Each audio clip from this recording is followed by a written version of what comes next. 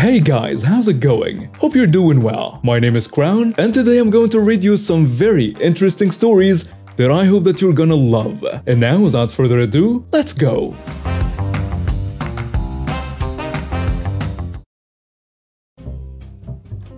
So to explain, I was given for my birthday a Wrangler brand jean jacket, and upon getting this jacket, I took it upon myself to start hand sewing patches onto the jacket that I was gifted or had collected myself. This included a few video game patches, firearms company patches, Kruger, Remington, Federal, and so on, and quite a few racing patches. I enjoy racing cars and have a number of patches for brands I support or I purchased parts from, including Summit, Turbo Blue, Holly, and so on. Now this jacket in this condition it's in now is not cheap. To actually recreate, it's probably a good couple $100 because a number of the patches are older, rare, and hard to get your hands on anymore. So obviously I wear this jacket everywhere and make sure all of the patches are tightly stitched to the fabric to prevent theft, loss, and so on. I will use a seam ripper to remove Velcro from removable patches just so I can sew them right to the jacket. So as usual, I slipped my jacket on and went out to get lunch after class. I wear my jacket everywhere and just about every day on campus, and especially when I race, and it even has my handle Smokey stitched into it, as this is what the people I race with call me. So parking my daily in a McDonald's parking lot, I hopped out, locked my truck, and pocketed my keys. Entering the building, I noticed a few families but didn't pay them any mind. I just walked to the counter, waited for the mother and her daughter who couldn't have been any older than 16 or so to finish their order. When they were done, I requested 2 cheeseburgers and a Coke at the restaurant. As I was getting my drink, the mother walked up to me and started asking me about the patches. I'm used to this as a number are local brands and those that aren't, people question why I wear them, and I proudly explain my reasoning. This is how this conversation went. You have such a lovely jacket. Could you please tell me what racing fuel patch is for? Of course, it's a racing fuel I use for my car. I'm a small-time racer here locally and I support their brand for making a wonderful product. You can't be a racer, you're too fat, the entitled brat tells me. To put it bluntly, I'm not the thinnest person in the world, I'm very broadly built, and I carry a bit of a gut I'm not entirely proud of. I say, anyone can be anything if they put their mind to it. I smiled at this young woman and this seemed to end the brief conversation. So I walked to the counter and collected my food and sat down to eat. I figured this would be the end of this conversation and encounter, and I wish I learned from reading this subreddit that this is not the case. As I was finishing up my second sandwich and started to throw my trash away, I felt something pull on my jacket. I didn't really think anything about it until I noticed that the tugging sharply changed into a jerky motion, like someone was trying to pull the jacket off of me. Turning around, I noticed that the young woman was trying to get my attention tugging on the hem of my jacket. Can I help you? Could I try your jacket on, please? The entitled brat asks. I'm sorry, no. I'd really rather not take it off. It has some sentimental value to me. Please, just for a minute. What's the harm? Again, I'd really rather not. I have to get back to campus for my classes, and like I said, this jacket is very special to me. From here things got odd, things went from normal to the girl screaming, "Assault!" right there in the middle of this dinky McDonald's. And suddenly all eyes are on me and this girl. The mother, of course, is already dialing 911 as the girl keeps saying stuff about how I tried to molest her, I was trying to rape her, all while I'm backing away from her, saying that I didn't even touch her. And I guess the mother figured now was a good time to amp the lies up. If you didn't touch her, why did you take her boyfriend's jacket, pervert? What the hell are you talking about? I walked in here wearing this jacket. No, you didn't. Her boyfriend gave her that jacket. She wouldn't take it off for anyone. Now you're trying to steal from her too? And then a manager comes out, hearing the claims of the assault. Suddenly, I'm being detained until the en route officers can sort out this mess, and the mother is still screaming into the phone with the operator, and the daughter is now bawling about how I groped her. Honestly, writing this, I am so freaking angry at this point how there is basically no evidence, yet I have to remain to keep things from looking worse than they already do. So the cops arrive and of course tell the same story from before. He stole her jacket and then started to assault her. And the minute the word assault showed up, I was in cuffs and oddly enough, the coat was removed. The cop then walked me out to her cruiser to get my information and figure out the full story. Having taken the mother and daughter statement already, the police officer asks, "Sir, do you have your ID on you today?" "Yes ma'am, it's in my wallet in my front pocket." "And can you explain to me what happened on your side?" "Yes ma'am, I came in to have lunch. I spoke shortly with the girl's mother about my jacket and the patches. Afterwards, the daughter asked me to try on my jacket, and when I told her no, she ended up screaming assault and the mother started saying that I'd stolen the jacket. Sir, can you prove that this jacket belongs to you?" Here I was a little worried. The jacket is actually only branded with my racing title Smokey and not my legal name. But I remembered about that point that yes, I did have a way to prove it. "Yes ma'am, please. Would you take out my wallet?" As the officer pulled out my wallet, I directed her attention to the stitching I'd done on it, which also had my racing title on it, in bright orange, matching the 3 or 4 places on my patches, and the jacket that said the same. In the end, the mother and daughter were charged with enticing panic and falsifying a police report. I did get off basically scot-free, though I was warned to, in the future, have my name stitched into the articles of clothing that might enter this issue again. After this, I stitched my name underneath a Velcro patch to make sure you could always know it was mine without someone directly seeing it. Only I knew, so someone couldn't say, "Pull out the thread and remove my name from the coat." This story took place when I was 17. The cast, me, Kaz, my co-worker, Jay, my boss, and entitled mom 1, 2, 3. The cast includes me, Kaz, my co-worker, Jay, my boss, and entitled mom 1, 2, and 3. I work part-time as a waitress during my school holidays at a nearby restaurant. All's good. I enjoy the people I work with, hours and pay are reasonable, and for context, I'm Asian, fairly skinny. One particularly busy lunch day, I just got out from the back and a table of 3 ladies and 2 kids were signaling to get my attention. I nodded at them and headed to their table shortly after. I noticed their food is finished. "Yes, do you need your bell?" "Bell?" She laughs. The entitled mother too says, "You expect us to pay after such poor service? Food was lousy and I called you over to make a complaint. We are not going to pay for this." "I'm sorry to hear that it wasn't up to your expectations, ma'am, but you can't have the meal for free. Your complaint is noted though." "How dare you say such a thing? I know the owner of this restaurant. I'll call him right now and report your rude behavior." Now, my boss Jay is female. As I was with a table of entitled moms, I could see Jay at the far corner of the restaurant happily enjoying her lunch. The entitled mother number 3 pulls out her phone, smirking at me as she puts her phone to her ear. "Hello? Listen, one of your employees has been very rude. The anorexia-looking crink. Fire her. Oh, and the food was terrible. You ought to fire the chef too. We won't have to pay, yeah?" At the time, I didn't realize what she had called me as I was keeping an eye on Jay, who never answered her phone. Coworker Kaz passed by, hearing what she said. Entitled Mother 3 smiling then tells me that I'm fired. It was quite funny pretending to call my boss, but I didn't call her out on it just yet. Kaz asks, "What's happening here?" Well, they aren't satisfied with their food and refuse to pay. "You're also now fired, so stop talking and leave. Let your friend do the job you can't do right." Kaz tells her, "That's very rude of you to call her that, ma'am. I am going to have to ask you to pay for your meal and leave." "How? We have another stuck-up jerk here. Why are you so rude? We're loyal customers. We just wanted to give helpful criticism about the food served here.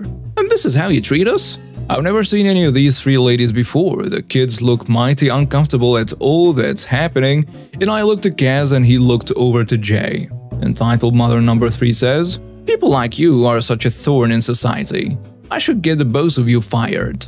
She groaned as if she was displeased and muttered the word, "Gross chink."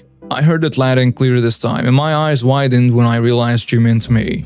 Kaz, louder this time, tells her, "Ma'am, please stop being racist, and if you continue to refuse paying, I know the owner here. He should never have hired any of you worthless pieces of trash." This of course attracts the attention of everyone in the restaurant, Jay included. She gets up from her seat and she starts to walk over. "Hey you!" The entitled mother number 1 yells at me. Me?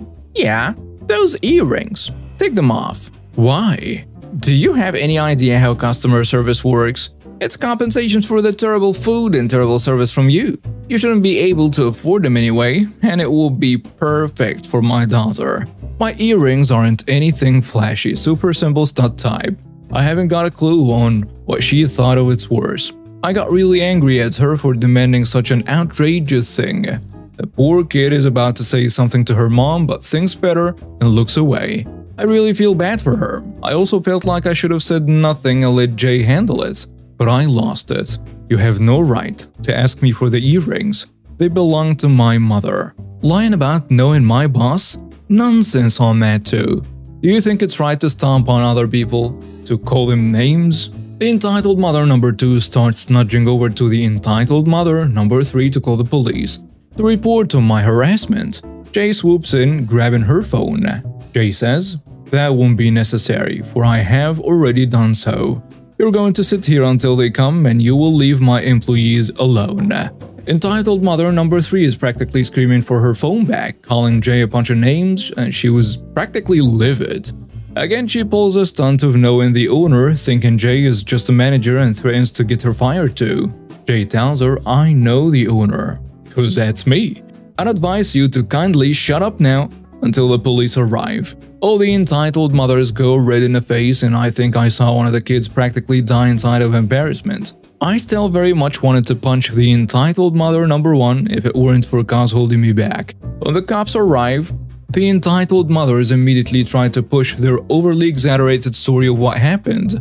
One even accused Kaz of touching their daughter.